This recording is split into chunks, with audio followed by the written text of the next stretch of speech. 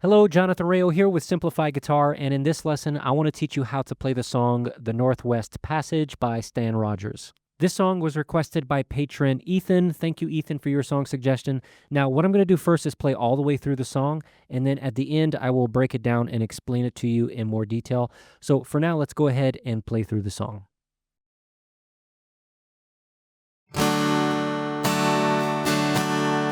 Oh, for just one time, I would take the Northwest Passage to find the hands of Franklin reaching for the Beaufort Sea, tracing one line through a land so wide and savage, and make a Northwest Passage to the sea.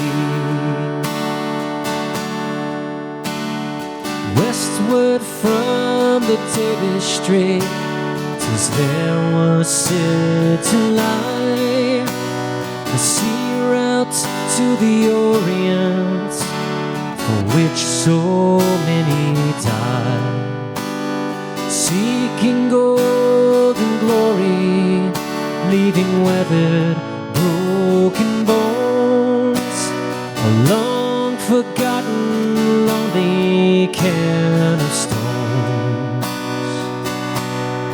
Oh, for just one time, I would take the Northwest Passage to find the hands of Franklin reaching for the Beaufort Sea, tracing one line through a land so wide and savage, and make a Northwest Passage to the sea.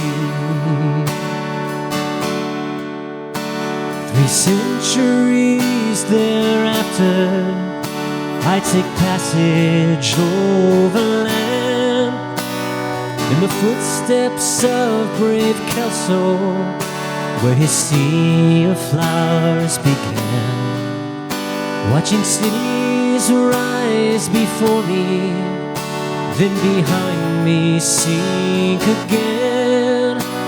This tardiest explorer, driving hard across the plains.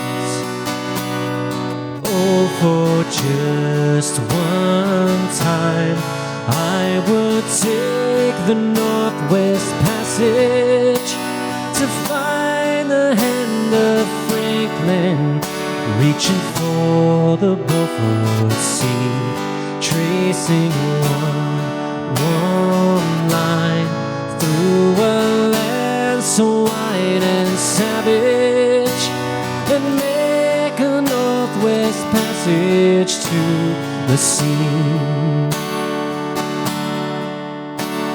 And through the night behind the wheel, the mileage clicking west, I think upon Mackenzie, David Thompson, and the rest, who cracked the mountain ramparts and did show a path for me to race the roaring Fraser to the sea. Oh, for just one time, I would take the Northwest Passage to find the hand of Franklin reaching for the Beaufort Sea, tracing one line through a land so wide and savage, and make a Northwest Passage to the sea. How then am I so different from the first men through this way? Like them I left a settled life, I threw it all away to seek a Northwest Passage the call of many men to find their but the road back home again. Oh, for just one time I would take the Northwest Passage to find the hands of Franklin reaching for the Beaufort Sea, tracing one line through a land so wide and savage, and make a Northwest Passage to the sea.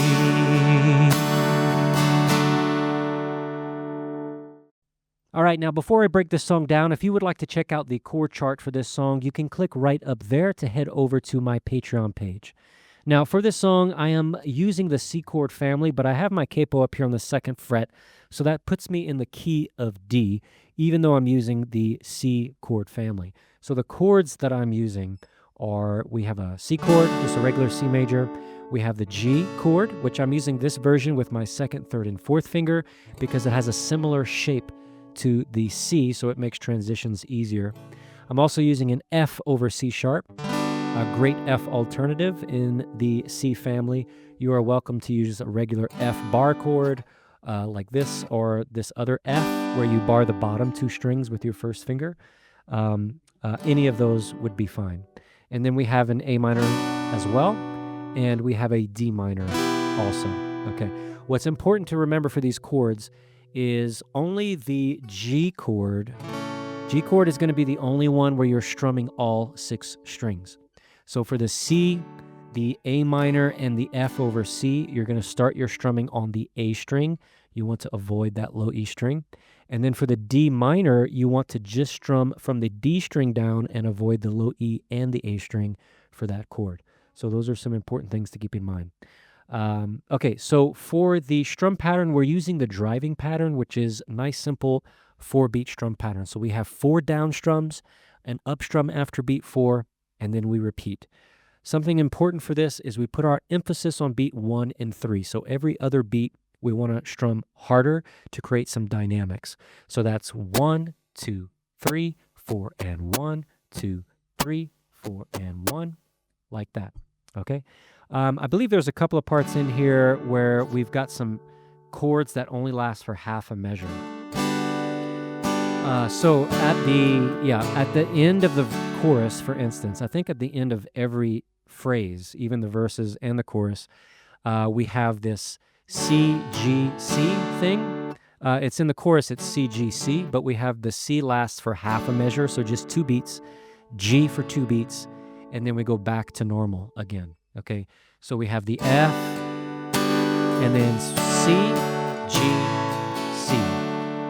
Okay, so that's 1, 2, 3, 4, 1, 2, 3, 4. Okay, so if that part trips you up, it could be that is why.